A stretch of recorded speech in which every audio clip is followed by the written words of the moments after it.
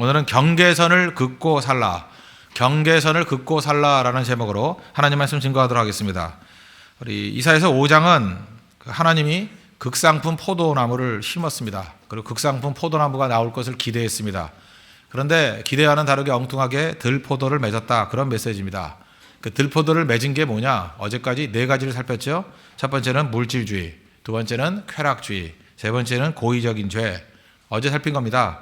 뒤집힌 기준, 이 perversion, 다 뒤집혀 버렸다는 거예요. 기준을 다 뒤집어 버리는 그런 내용들.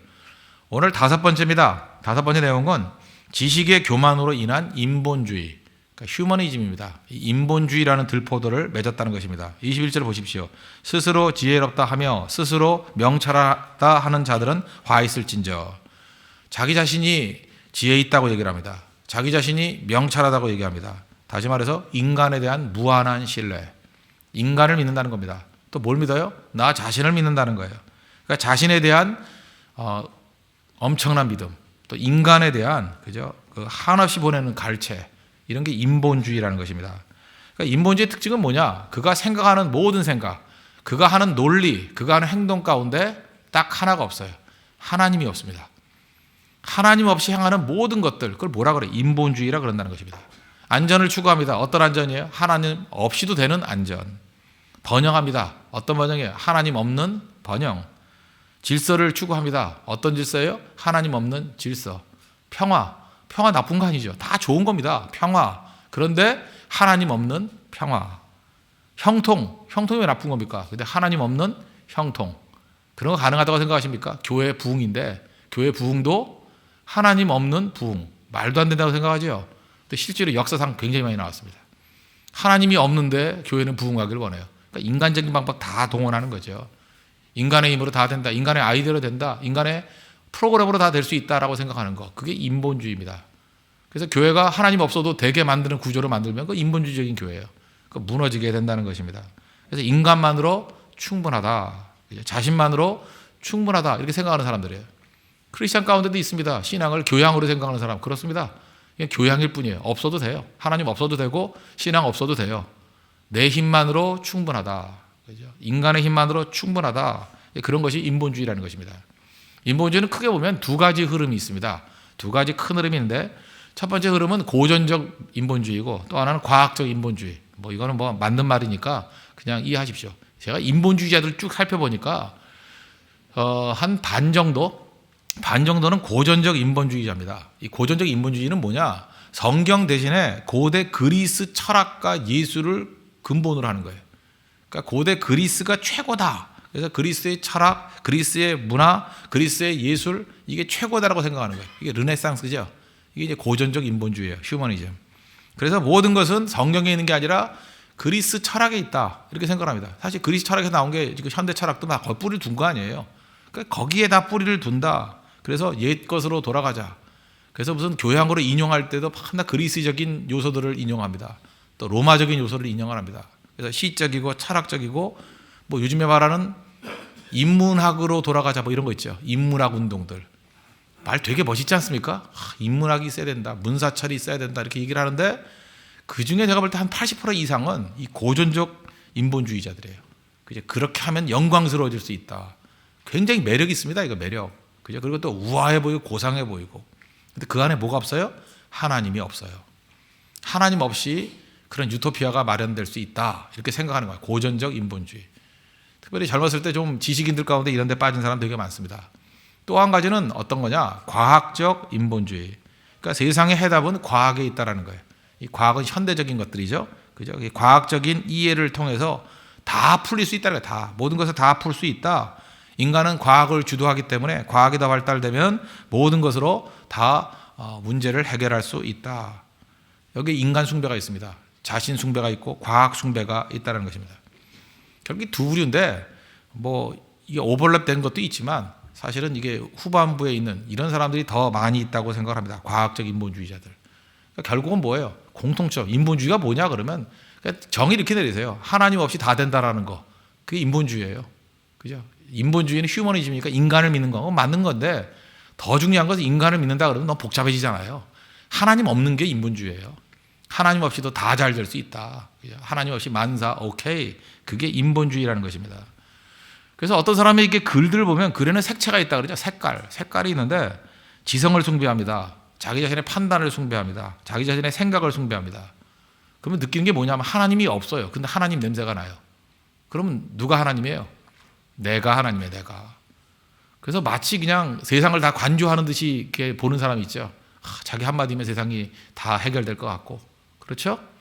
내가 들어가면은 세상이 구세주가 될 것 같고, 뭐 그렇게 말하는 사람들 보면 한번 시켜보고 싶죠. 시켜보면 쥐뿔도 없어요. 아무것도 못해. 입만 사는 거야. 입만. 아무것도 못해요. 그래서 여러분들 잊지 마십시오. 이게 중요한 건데 열매를 보면 안다 그랬잖아요. 그래서 어떤 사람의 말을 믿어야 되냐면 열매가 있었던 사람을 좀 믿을 필요성이 있어요. 그죠? 해봐서 됐니? 해봤니? 됐니?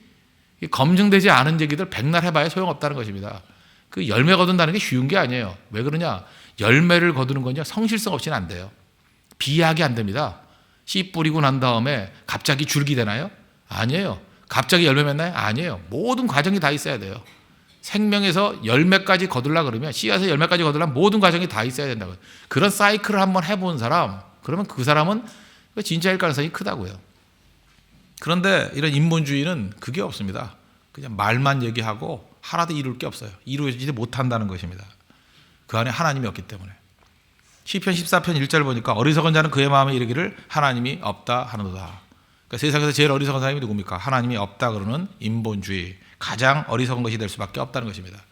인본주의에 대한 실험은 20세기에 제일 많이 했습니다. 치열하게 인본주의 실험해봤어요. 그래서 인간의 모든 것들을 다 믿었죠. 그때 나타난 결과가 뭡니까? 2번의 세계대전, 1차 세계대전, 2차 세계대전. 그래서 그 다음부터 뭐 실존주의 나오면서 철학사 아시죠? 인간의 위대성 믿을 게 못 된다. 그랬잖아요. 가정은 다 파괴돼 버렸고, 뭐 신도덕, 뭐 뉴 모랄리티, 뭐 가정 다 무너져 버렸고, 사회 질서 다 흔들려 버렸고.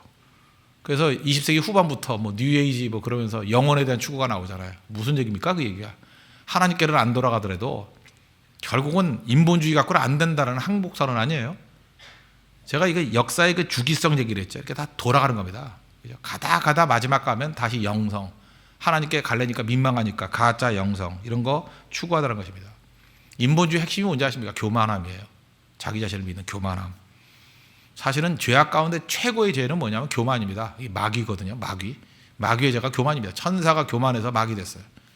그래서 인본주의는 세련돼 보이고 멋져 보이지만 최악의 대적입니다. 인본주의에서 다 깨져버리는 거예요. 여기서. 그 안에 누가 없어요? 하나님이 없다고. 그래서 여러분들 하나님 없이 행복해질 수 있다. 이 홍대 문화 아니에요? 하나님 없이 행복할 수 있다는 거 아니에요? 불타는 금요일. 그거 아니에요?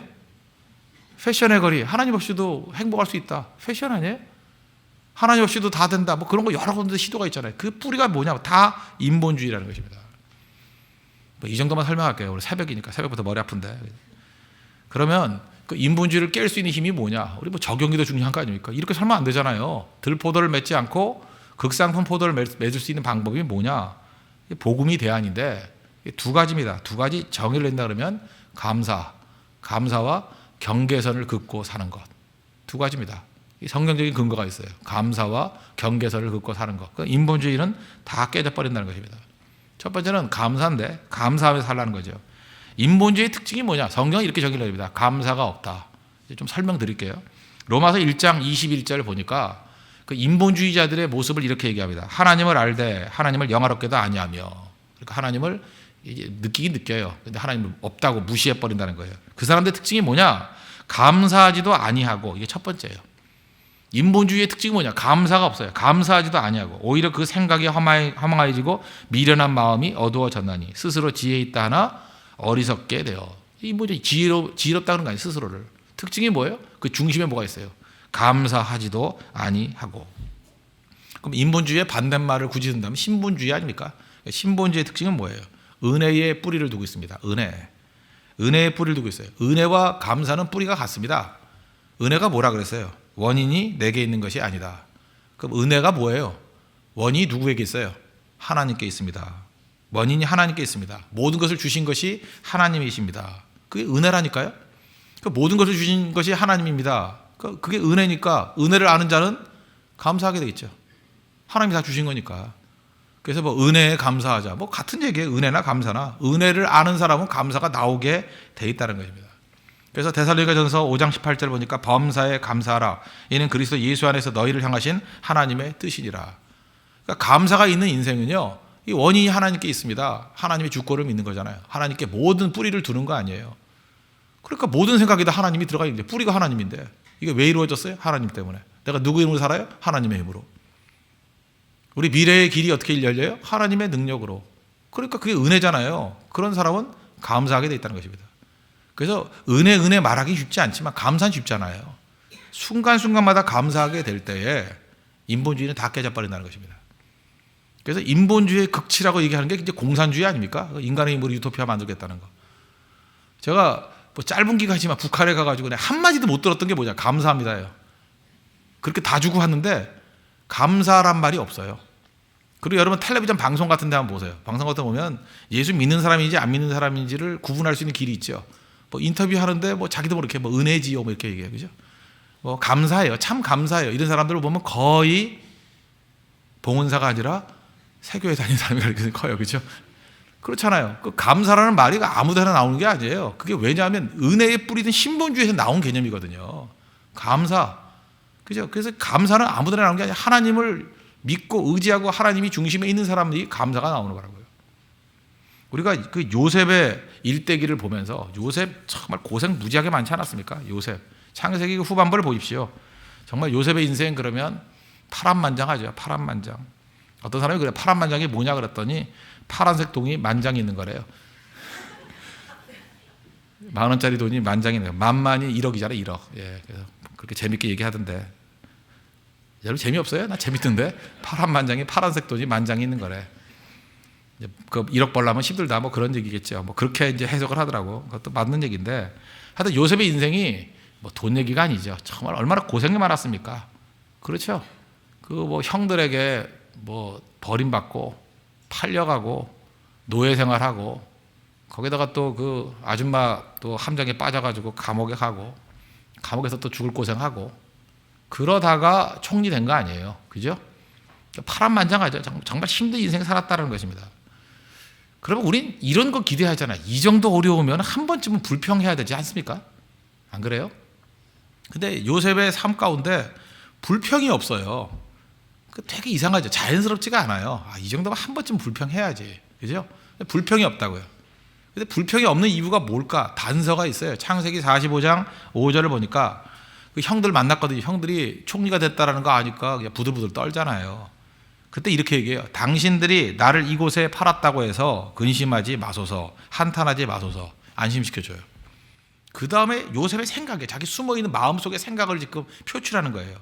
하나님이 생명을 구원하시려고 나를 당신들보다 먼저 보내셨나이다. 이 굉장히 중요한 겁니다. 요셉의 말 가운데 뭐가 들어가 있어요? 하나님이 이게 들어가 있어요. 하나님이 인본주의가 뭐라고요? 하나님이 없는 거예요. 그런데 요셉의 심정이 뭐가 있어요? 하나님이 그 불행의 중심에 하나님이 있어요. 하나님의 주권이 있다고요. 하나님의 주권, 하나님의 은혜가 있다고요. 하나님이 생명을 구원하시려고 나뿐만 아니라 우리 가족 전체 또 나중에 우리 민족의 생명을 구원하시려고 나를 당신들보다 먼저 보내셨나이다. 누가 있어요? 하나님이 있어요. 하나님이 있는 사람은 불평 없어요. 왜? 삶의 모든 것을 주관하시는 분이 하나님이시기 때문에. 그래서 오히려 불평이 아니라 우리의 기대와는 전혀 반대로 감사가 나와요. 감사가. 이게 신본주의입니다. 이제 아시겠습니까? 그래서 여러분 잘 보면 내가 인생 가운데 불평이 나와요. 그 얘기는 뭐냐면 입으로는 뭐라 그러든 간에 그의 중심에 하나님이 없기 때문에 그래요. 여러분 삶을 주관하시기 하나님이라는 걸 믿지 않기 때문에 그렇다고. 지금 흔들리고 넘어지고 하는 것들 괜찮아요. 뭐 내 앞에 배신자들이 나오고 나를 태클 거는 사람이 나오고 괜찮아요. 중심에 누가 있어요? 하나님이 계셔요. 하나님이 허락하셨기 때문에 하는 거고 하나님이 나를 붙들어 주실 거고 하나님이 나에게 최종 승리를 주실 거예요. 여러분 믿습니까? 그 하나님이 있는데 왜 흔들려요? 이게 요셉의 비밀이에요. 요셉의 삶의 비밀은 이 창세기 45장 5절 여기에서 이 하나님이 여기서 찾아야 돼요. 하나님이 중심이 하나님이 강력하게 있더라는 거예요. 인본주의 아닌 인생, 인본주의를 깨는 인생이 뭐냐 그거 알아야 돼. 바로 이거 한 가지예요. 한 가지. 그런 사람은 삶의 모든 부분에서 감사가 나온다는 것입니다. 범사에 감사하라. 범사에. 언제요? 감사를 언제요? In all circumstances. In everything. 모든 일 가운데. 모든 환경 가운데. 그때 감사하는 거잖아요. 뭐 이럴 때 저럴 때 뭐 환경이 좋을 때뿐만이 아니잖아요. 이유가 뭐예요? 그 중심에 뭐가 있어요? 하나님이 계셔요. 하나님이. 그러므로 인본주의자들이 못하는 게 뭐냐? 감사 못해요. 절대로 감사하지 않습니다. 그래서 감사가 없는 인생, 항상 비판하고 공격하고 투덜이 뭐 이런 사람들 보면 그 안에 잘 보세요. 하나님이 안 계세요. 자기 의지가 있고 분노가 있고. 하나님 사라져버리면 인생이 이렇게 된다는 것입니다. 그래서 뒤집어 보세요. 감사하는 것이 모든 선함의 뿌리죠. 감사하다고 하는 자식 가운데 불효자식이 나올 수 있습니까? 나는 진짜 우리 부모님께 감사해요. 정말 내가 생각만 해도 너무 감사해요. 근데 난 행동은 불효할 거예요. 그럴 수 있어요? 참 그러는 게 기적이죠. 힘듭니다, 그게. 그리고 회사에 대해서 감사해요. 참 감사해요. 나 같은 사람을 이런 회사에서 써주니 감사하고, 하나님께서 이 자리에 나를 있게 해주니 감사하고, 내 이 생업에 서 있는 게 너무 감사해요. 직장에 대해서 감사하는 사람이 충성스럽지 못한 직장이 될 수 있겠습니까? 없죠. 그래서 간단해요. 그 직원들 무슨 조사할 때 딱 한 가지 조사하면 돼. 누가 제일 감사하나. 감사하는 사람 승진시키면 돼요. 회사에 진심으로 감사하나. 사석이나 공석이나 항상 감사하고. 인사국가에서 최고가 뭐냐. 감사하는 사람인가 아닌가. 그거 보면 돼요. 근데 인사위원회에서 그걸 안 하죠. 왜? 그 안에 하나님이 없기 때문에. 그러니까 바보죠. 어리석은 거죠. 지혜는 그거예요. 지혜. 어딜 가든지 그 곳에 있는 곳에서 제일 감사하는 사람으로 쓰십시오. 제일 충성스러운 사람이에요. 감사하는 사람이 충성스러운 사람이라니까. 이건 예배가 없습니다. 교회도 마찬가지예요. 교회에서 제일 충성스러운 사람이 누구냐? 그러면 뭐 감사가 뭡니까? 그랬더니 홍대세교회 다니는 게 제일 감사해요. 여기서 예배드리는 게 제일 감사해요. 계속해서 입으로 뭐 행동으로 계속 그러는 사람. 그럼 말할 것도 없어요. 교회에서 제일 충성스러운 사람이에요. 근데 뭐 말이 별로 없어요. 그냥 가만히 있다가 뭐 다 좋은데 뭐 이러면서 한마디씩 하고 가르쳐요. 이게 뭐 다 좋은데 뭐 밥이 뭐 어떻다느니 뭐 이게 뭐 다 좋은데 뭐 그렇게 이게 한두 가지 하는 사람이 있잖아요. 잘 보세요. 그 뱀이 아담과 하와 유혹할 때 보세요. 그 하나님이 정녕 먹지 말라 그랬더냐? 거기서 그 질문 속에 뭐가 있어요? 불만을 심겨주는 거야. 불만. 그죠? 그 태도, 그 뉘앙스를 보세요. 그거 동조하잖아요. 그랬다고. 그래서 감사가 없잖아요. 감사가 없고 이렇게 불만에 대해 동조하는 태도. 아무나 불만 얘기하는 게 아니에요. 받아줄만 하니까 그런 질문을 하는 거지. 그럴 때 말도 안 돼 임마 사탄아 물러가라 그랬으면 끝나는 건데 좀 더 얘기해봐. 일리가 있어. 그죠? 아니면 표정이라도. 그래 주니까 문제가 되는 거죠. 마귀가 우리를 넘어뜨리는 방법 다 똑같다는 것입니다. 감사가 사라진다는 거. 인본주의에 인본주의. 인본주의를 깰 수 있는 가장 강력한 힘은 감사라는 거. 그래서 감사가 넘쳐나고 항상 입으로 모든 환경 가운데 모든 일에 범사에 감사할 수 있는 믿음의 신실한 종 되기를 바랍니다. 그게 인본주의를 깨는 첫 번째 힘입니다. 또 한 가지 두 번째로는 인본주의를 깨는 힘은 뭐냐면 경계선을 긋고 살라는 거예요. 경계선을. 인본주의자들은 자기 자신의 지혜와 명철을 믿잖아요. 그래서 이들은 뭐라고 생각하냐면 자기의 지혜와 명철로 모든 것을 해결할 수 있다고 생각하는 거예요. 모든 것을 해결할 수 있다. 모든 것. 전지전능이에요. 인간의 힘으로 모든 것을 해결할 수 있다. 우리는 아니라고 얘기하죠. 해결할 수 없습니다. 하나님만이 하실 수 있어요. 인간은 제한적인 존재고 인간은 한계가 있는 존재라는 것입니다. 인간은 경계선을 긋고 살아야 된다는 거예요. 인간은 다 할 수 없어요. 하나님께서 내게 주신 사명이 있어요. 사명이 있다는 얘기가 뭐예요? 사명은 할 수 있지만 사명 아닌 거는 할 수 없다는 얘기예요. 그래서 경계선을 잘 그었던 사람이 누굽니까? 다윗이죠. 모든 거 다 할 수 있다 그랬어요? 나는 모든 것을 다 하나니 그랬습니까? 아니죠. 하나님께서 성전 짓고 싶은데 짓지 말라 그러니까 안 하잖아요. 경계선을 긋는 인생이죠. 그는 진짜 하나님이 누군지를 아는 사람이었어요. 다윗이 인본주의자 그러면 내가 못할 게 뭐가 있어 왕인데. 인본주의예요. 하나님이 빠져있죠. 경계선 긋지 않아요. 그냥 막 넘어간다고. 사울은 그랬잖아요. 제사장만이 드릴 수 있는 제사 자기가 멋대로 드리잖아요. 그죠? 경계선이 하나도 없다. 다 넘어가 버리더라는 것입니다. 새벽이지만 제가 좋은 책 하나 소개해 드릴게요. 한국에서는 거의 팔리지 않았는데 전 세계적으로는 대단한 베스트셀러였던 책이 있습니다. 참 웃기죠? 진짜 웃긴 거예요. 이렇게 좋은 책인데 정말로 안 팔렸어요. 원래 제목이 뭐냐? 제목이 헨리 클라우드라는 사람하고 존 타운샌드라는 사람하고 같이 쓴 책이에요. 바운더리스라는 책이에요. 바운더리스. 그러니까 경계선이죠. 바운더리스. 그런 책인데 이게 왜 안 팔렸을까? 내가 생각해 보니까 첫째는 제목이 좀 거지같이 했어요. 이 제목을 이렇게 지으면 안 되죠. 뭐라고 번역했냐면 노라고 말할 줄 아는 그리스도인, 이렇게 번역을 해놨어요. 제목을 노라고 말할 줄 아는 그리스도인. 이게 그 당시 2000년에 이게 나온 책인데 당시 뭐 노라고 말할 수 있는 일본이 뭐 그런 책들이 있었다고요. 그거를 괜히 패러디 해가지고 멋있게 하려고 그냥 바운더리 하든지 그냥. 근데 노라고 말할 줄 아는 그리스도인. 일본 거 따라하면 이렇게 돼요, 그죠? 그래서 안 된다고. 이렇게 번역을 해놨고 또 하나 표지 디자인이 너무 엉성했어. 내가 봐도. 그죠? 이게 뭐 도저히 사고 싶지가 않아요, 그죠? 이렇게 그냥 라면 끓일 때 바닥에 올려놓고 싶고 뭐 그런 느낌이 들어요. 그래도 눌지 않을 것 같아요. 그러나 제가 왜 이렇게 지금 빌빌 이렇게 외곽으로 도느냐 하면 너무 좋은 책이라서 읽어보란 뜻이에요. 읽어보란 뜻. 아무리 껍데기는 그렇다 할지라도 좋은 책이에요. 지금 뭐 13년이나 지났으니까 얼마나 싸게 팔겠어요. 정말 좋은 책이에요. 바운더리스. 그 책의 핵심이 뭐냐 하면 어떨 때 우리가 강해지냐면 이 제한해야 된다는 거예요. 바운더리를 만들어. 이 경계선을 그을 때 훨씬 더 강력해지고 경계선, 이 제한할 때 오히려 집중력이 있고 제한할 때 더 많은 열매를 거둘 수 있다. 이게 사실 세계적인 베스트셀러였거든요. 그래서 많은 사람들이 이 바운더리 개념 가지고 정말 많이 그 열매도 거두고 또 굉장히 많은 그 유익도 얻었다는 것입니다. 뭐 예를 들면 우리 자기 자신 이 자아라는 육체의 한계, 바운더리가 뭐예요? 피부죠, 피부. 그렇죠. 나하고 이 세상하고의 구분적인 게 어디예요? 피부 아니에요, 피부? 이 피부의 중요성, 피부. 내 몸을 감싸고 있는 피부는 그죠? 나와 세상을 이 경계선 삼는 거죠. 바운더리. 세상과 내가 경계선, 바운더리가 없으면 어떻게 돼요? 내가 물이죠, 물. 뭐 흘러내리면 그 피부가 있으니까 피가 내 몸 안에 있는 거 아니에요? 이게 없어져 버리면 피가 다 흘러버리면 피바다가 그냥 다 피가 흘러가지고 그죠? 그렇잖아요. 바운더리 필요한 거죠. 이게 그래야 내 자아라는 게 생기기도 되고 그런 거 아니에요. 그래서 미국 사람들이니까 그런 개념이 나타나요. 성경적인 배경 때문에 그런지 모르지만 이 스킨, 피부에 대해서 굉장히 그 표현하는 게 되게 많다. 뭐 그런 얘기를 듣더라고요.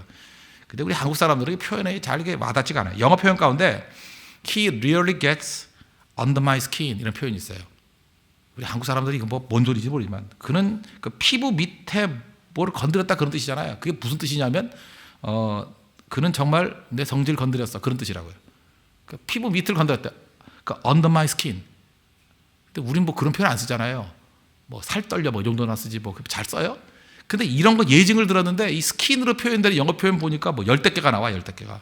그죠? 그만큼 이 바운더리 때문에 느끼는 감이 강한가 봐요, 미국 사람들은.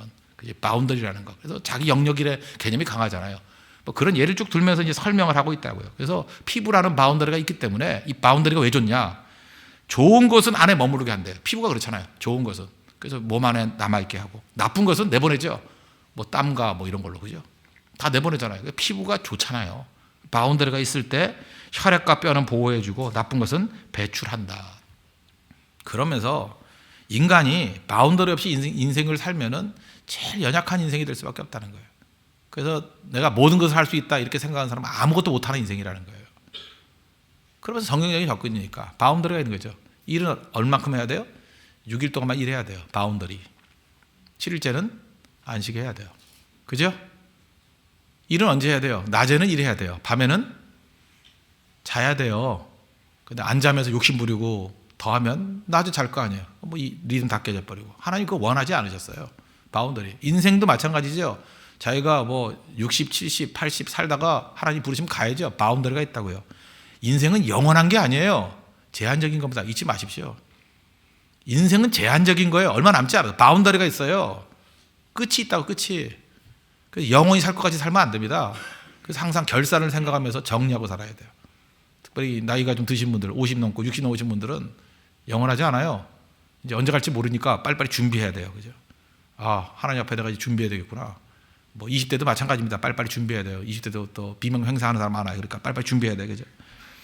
돈도 마찬가지예요. 내 돈이 다 내 돈이 아니라 11조 손대면 안 되는 바운더리. 다 있는 바운더리가. 시간도 마찬가지고. 그죠? 모든 것들. 그래서 인본주의자들의 문제가 뭔지 아십니까? 그들이 왜 열매가 없는지 알아요? 바운더리가 없기 때문에 그래요.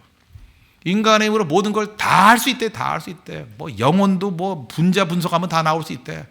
그러니까 어리석은 자가 되는 거야. 말도 안 되는 얘기, 말도 안 되는 얘기. 그죠? 말도 안 되는 접근을 하고 있어요. 그래서 아무것도 실질적으로 이루는 일은 없다. 그러므로 가장 지혜롭게 사는 인생은 뭐예요? 하나님께서 내게 주신 은사 그러잖아요. 내게 주신 은사를 알고 바운더리를 알고 경계선을 그으면서 살아가는 거예요. 경계선을 긋는 거. 여러분들이 이제 좀 더 성공을 해보시면 알겠지만 성공을 하면요. 주변에 있는 많은 사람들이 자꾸만 이것도 해달라 저것도 해달라 자꾸만 영역이 커져요. 감투가 한 뭐 10개 20개 자꾸만 와요. 왜? 그 사람 영향력이 필요하기 때문에 여기저기서 연락이 와요. 그때는 내가 일을 하는 게 중요한 게 아니라 무슨 일을 하지 말아야 될 것인가를 바운더리, 이 경계선 긋는 게 되게 중요하다. 내가 누군가 항상 물어야 돼요. 내가 왜 이 자리에 서 있나? 저는 목사니까 하나님 말씀을 증거하기 위해서 이 자리에 서 있다. 그죠? 그거 외에 딴 거에 한눈 팔면 안 돼요. 바운더리 되게 중요한 거라고요. 내가 왜 존재하는가? 내 사명이 무엇인가? 그거 항상 강조해야 된다는 거예요. 그래서 엉뚱한 데 가가지고 시간 낭비하면 안 되죠. 인생은 제한적이니까. 시간도 마찬가지입니다. 하나님 앞에서 이 바운더리를 갖고 잘 써야 됩니다. 돈 다 내 게 아니에요. 내가 활용할 수 있는 돈과 하나님께 손대지 말라는 돈이 있어요. 바운더리.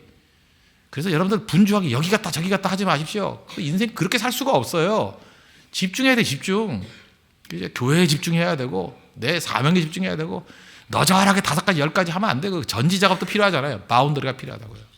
그러지 않는 건 뭐예요? 자기를 하나님을 생각하는 거라고. 나는 전지전능하다. 인본주의의 특징입니다. 모든 걸 내가 다 처리할 수 있대요. 못합니다. 2가지 감사하는 거, 또 경계선 그을 줄 아는 인생.